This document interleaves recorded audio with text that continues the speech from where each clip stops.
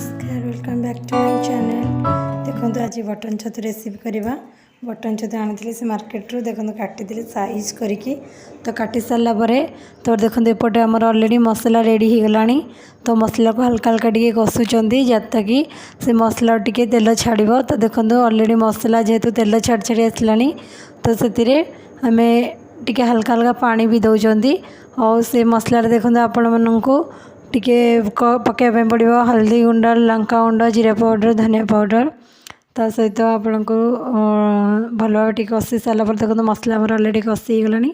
जो छतुटा से देखो छतुटा को बिल्कुल भी से फ्राए करना विदाउट फ्राए छतुटा को सेमती मसला ही पकई छतु किपर भाव मसलाटा अब्जर्व कर सारापर तो तापर घाटी भी देखते घाटले तापर पानी देले चलो नदे चलो फिर भी टी पानी दवाई पड़े कारण छतु सीझा को टाइम लगे फिर भी आम टे मसला सीझापी पानी दरकार ही पड़ो हल्का टी पानी देले और देखते से ना घोड़े घोड़े दरकारटा करती तो टेस्टा से भल लगे। एपटे देखते अलरेडी तावा बसई सारे रुटी करने आ रुटी ना मत एमती कपड़े जो सेकती मत टे भलसे आसेनी बट से दिन भी रुटी कर देते।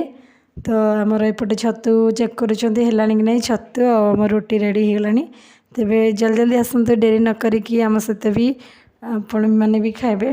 देखो से खाऊँ प्लस मुझे सैड्रे अच्छी तो बिलीव मी सांग मैंने तो हजबैंड मान हाथ Randha really super super super मु समस्त को भी कहूँ।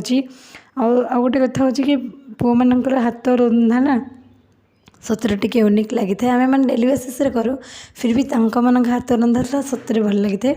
आपण मानक जब भल लगे